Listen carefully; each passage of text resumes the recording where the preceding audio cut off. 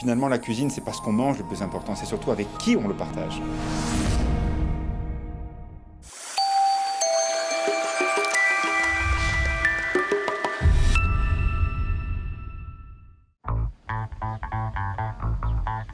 Nous sommes au Clos d'Essence, à Annecy, la nouvelle commune, à quelques mètres au-dessus du lac. On voit la ville, on voit effectivement cette végétation, ce grand jardin qui entoure le restaurant.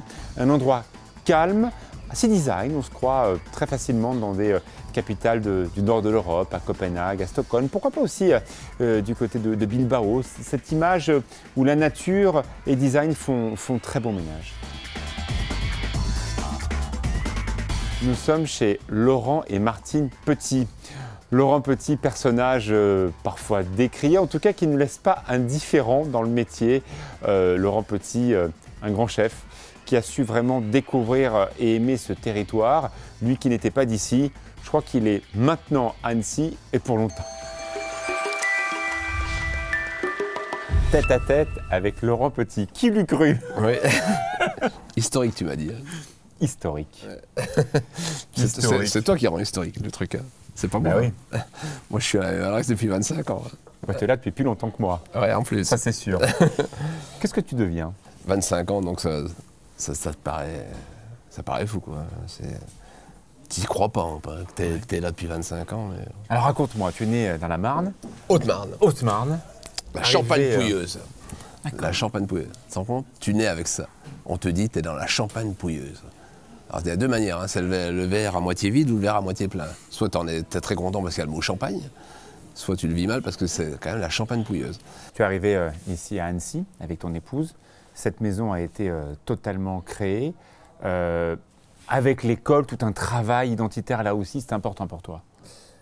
Bah, ce qui est important, c'est le cheminement. Aujourd'hui, cette année, c'est les 25 ans de la maison.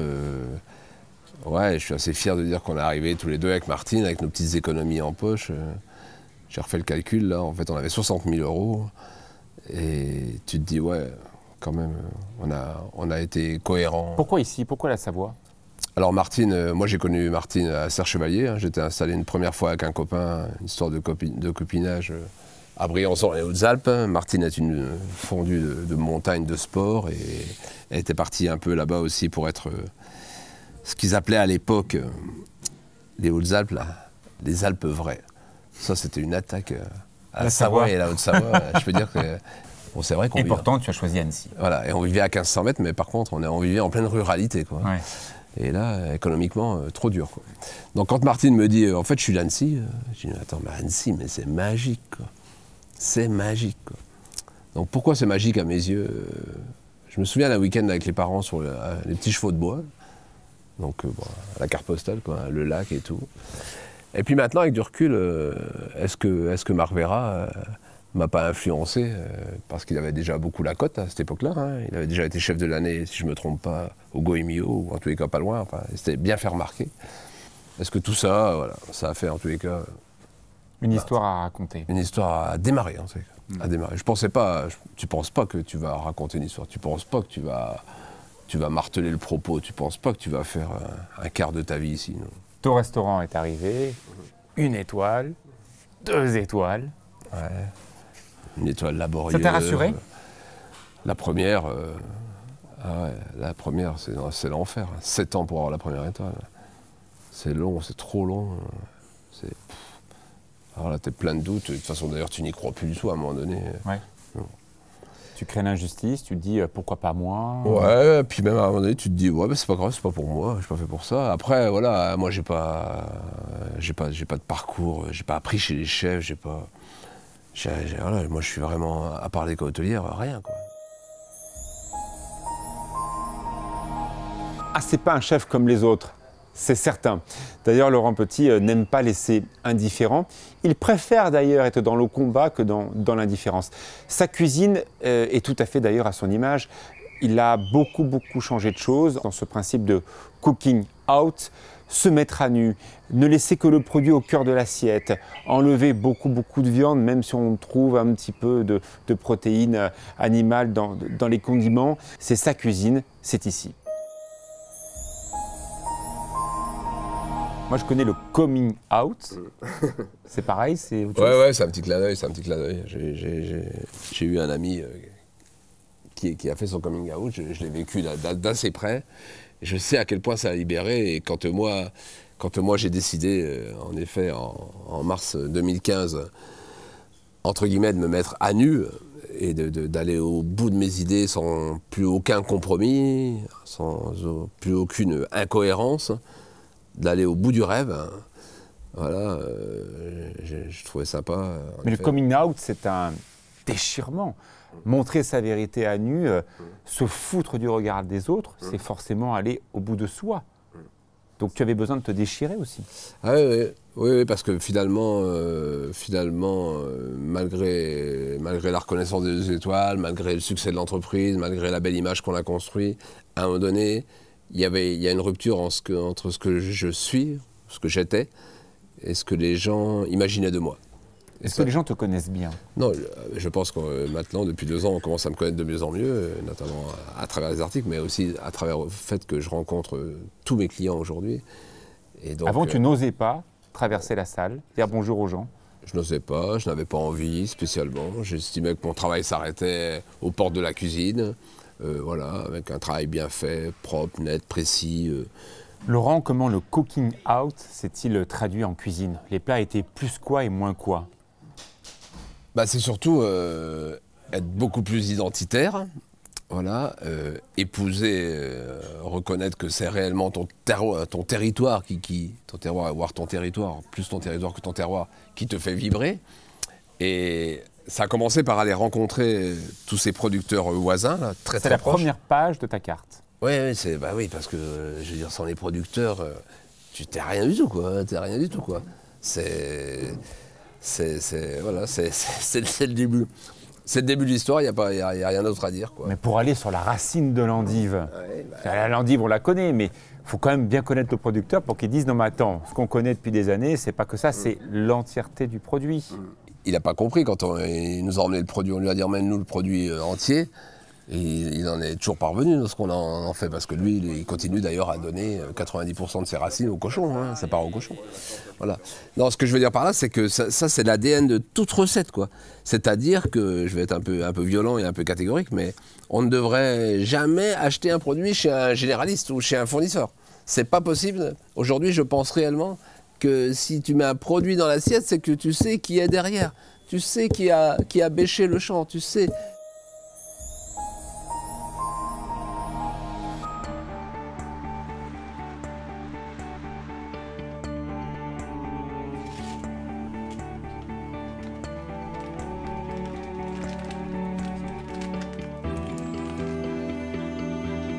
La lombriculture, c'est l'élevage des vers, les vers de compost, pour mettre dans des lombricomposteurs.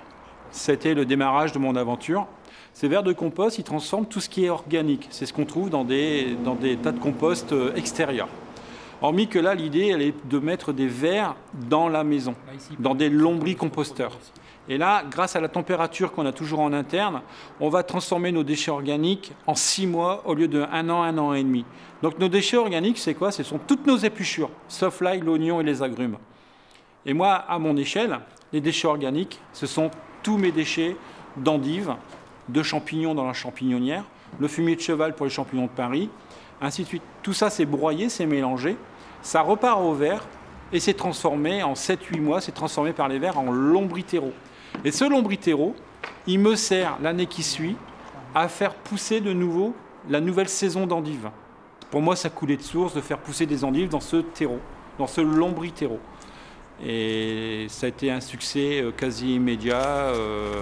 En la première saison, de 4000, je suis passé 4000 racines le premier mois, je suis passé à 8000 et 12 000 racines en 3 mois.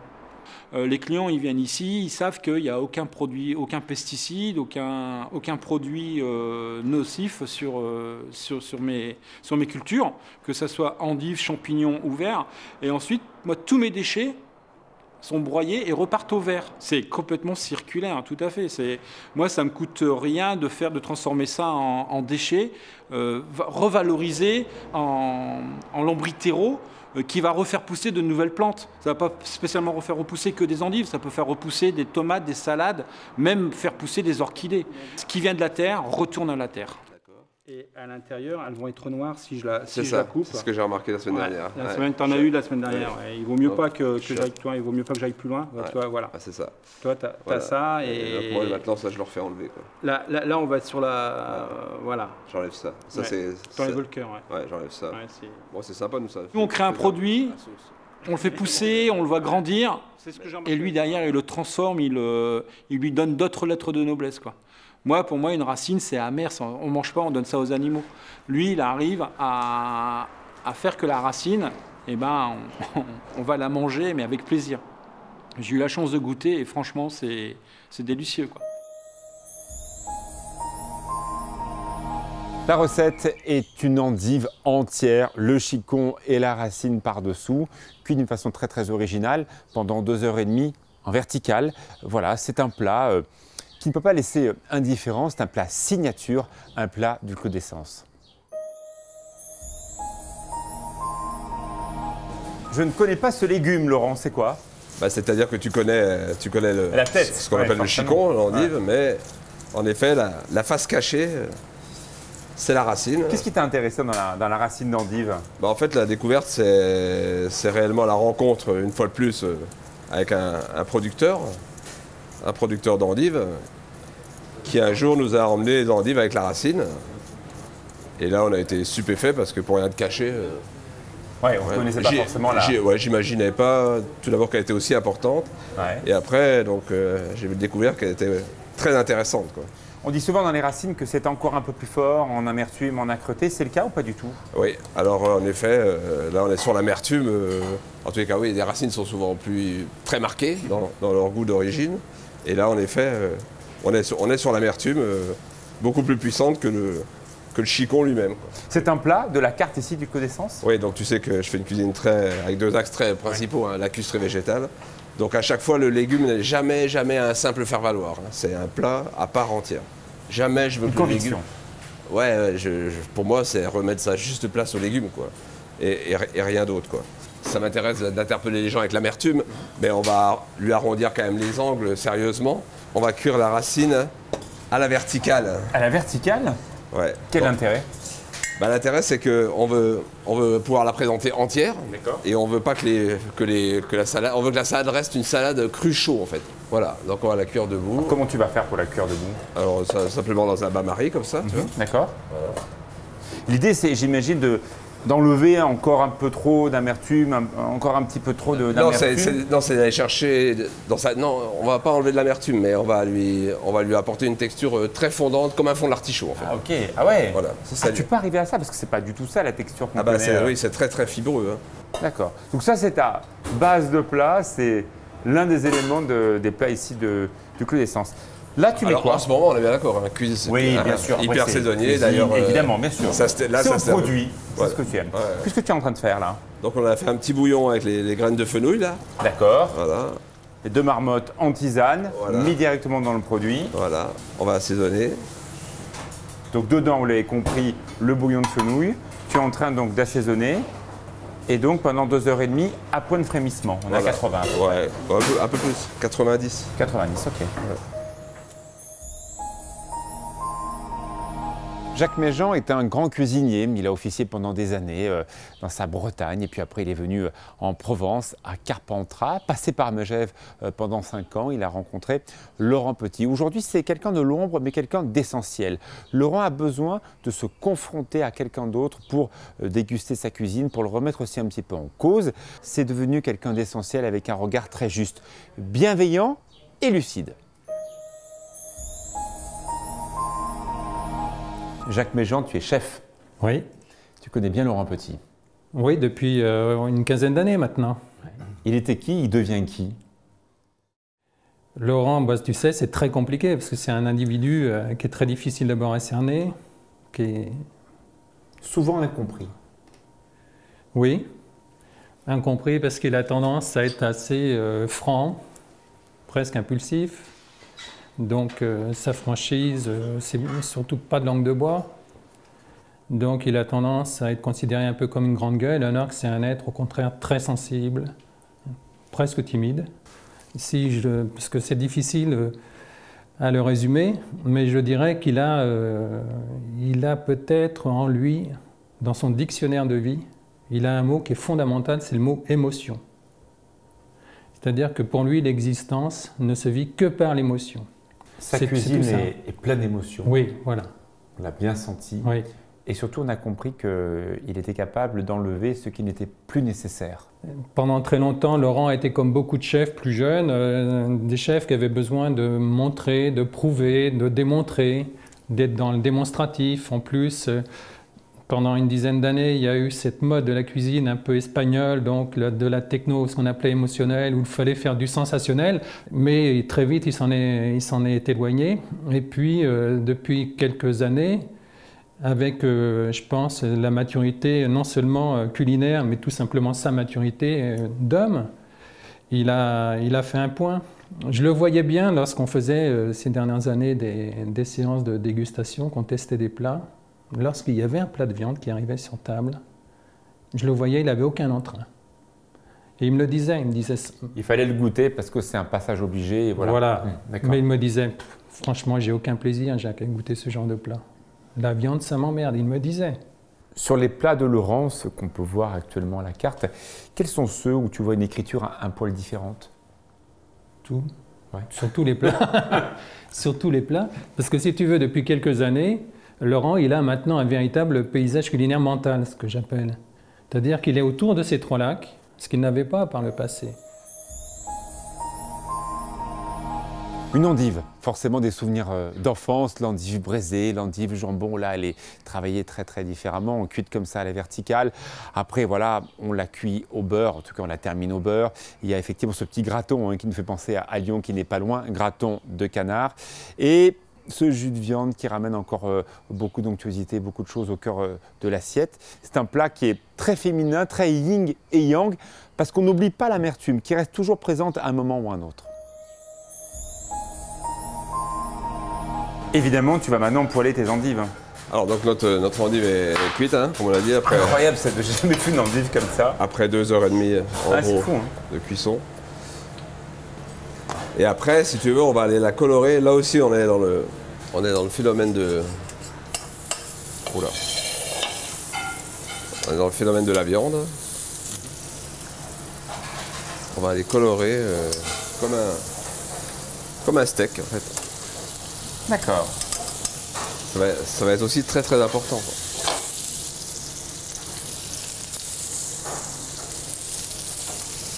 En fait, depuis tout à l'heure, tu traites le légume comme la protéine animale qui était la star de nos menus. Exactement.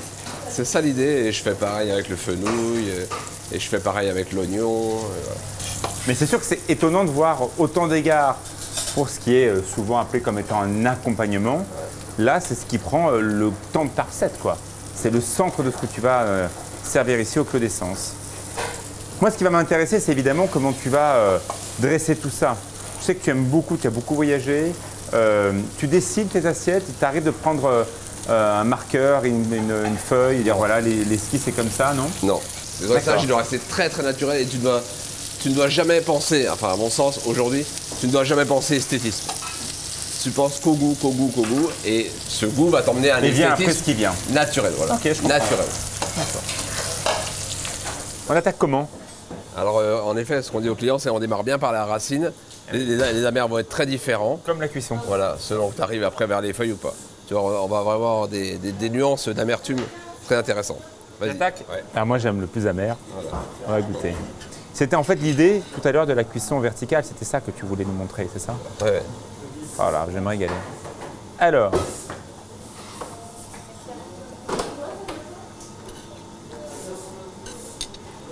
il y a plein de choses qui arrivent en même temps. C'est marrant, j'ai l'impression que ton endive, en l'occurrence qu'on est en train de goûter la racine, nous donne le cadre des choses. C'est-à-dire qu'on est un petit peu d'amertume, mais pas beaucoup. Je m'attendais à beaucoup plus amer que ça. Où je sens l'acidité, ça y est, en milieu de bouche. Le jus de viande qui me rassure évidemment parce qu'on a ce liant. Mais il n'est pas essentiel.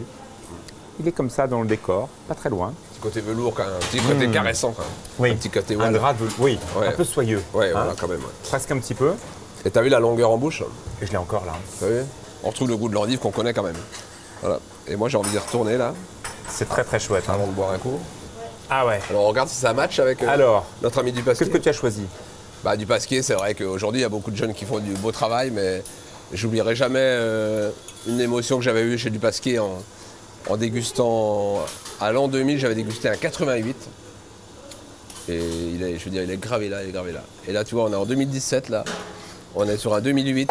Et la sucrosité, le sommelier Thomas adore servir avec cette Marétel 2008.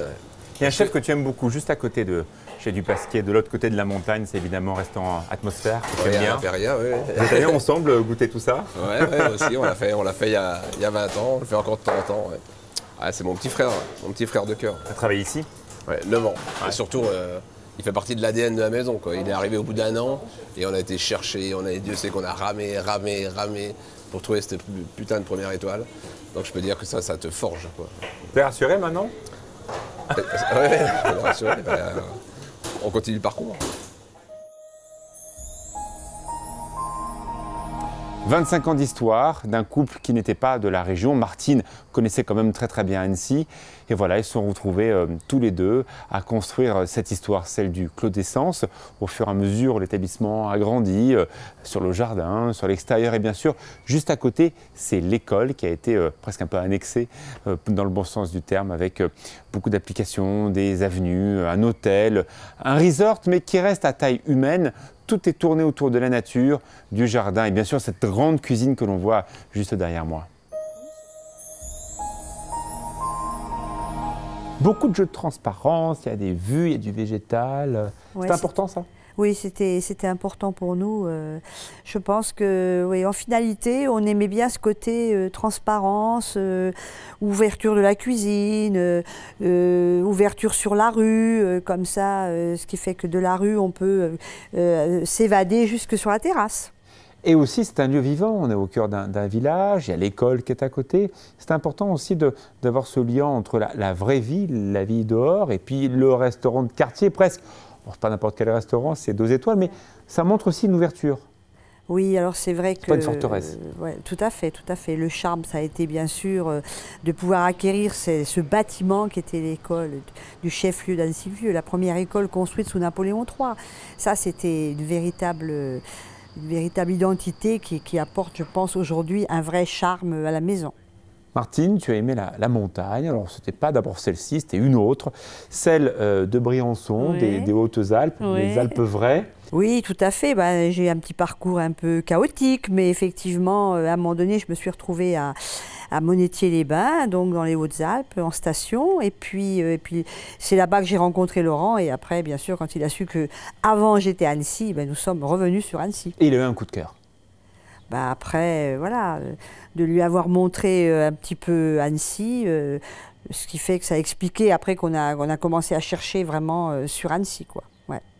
Ouais. J'ai senti Laurent plus apaisé. Je me trompe? Au fil des années, je pense que ouais, il a une certaine sérénité maintenant, c'est vrai. Puis alors, comme tu as si bien expliqué, d'avoir fait son cooking out, alors là, ça maintenant, ça lui apporte ouais, toute cette sérénité. Mais tu t'es dit quoi lorsqu'il a balancé ça à la presse? Ah ben, j'ai pas du tout aimé. J'ai pas du tout aimé au début. J'ai vraiment eu peur. Je me suis dit, mais attends, mais où est-ce que tu nous emmènes et tout? Ah oui? J'ai vraiment pris peur. Oui, tout à fait, tout à fait. Et puis voilà. Et puis je me disais, ça va jamais passer, quoi. Enfin, je veux dire, tout d'un coup, là maintenant, du jour au lendemain, dire aux clients, maintenant, on s'en va vraiment que sur les poissons de lac et tout. On oublie la viande. Je me suis dit, c'est pas possible, quoi. Et puis voilà. C'était une folie? Pour moi, c'était une petite folie quand même, oui, tout à fait. Ça, je ne voyais pas ça d'un œil très serein. Et maintenant? Ah ben, et maintenant, je trouve ça génial, évidemment, parce que ça renforce quand même le thème, parce qu'on sait vraiment où on est, on parle vraiment d'où on est, et voilà. Et toutes les rencontres qu'on fait aujourd'hui, elles n'ont plus rien à voir, et là, on est vraiment chez nous, dans notre territoire, voilà. Ouais. Le jour où tu as 3 étoiles, tu appelles qui en premier? Ah, c'est impossible à dire ça, parce que Il se passera quoi? tu n'as pas le droit de dire qu'un jour tu vas avoir 3 étoiles. C'est pas possible. Pourquoi? Parce que c'est juste un rêve, un objectif, une envie, une très forte envie. Mais ce serait d'une prétention de dingue de dire qu'un jour j'aurai 3 étoiles. T'appelleras qui? Bon, bêtement, ma mère. Tu lui diras quoi? J'y suis.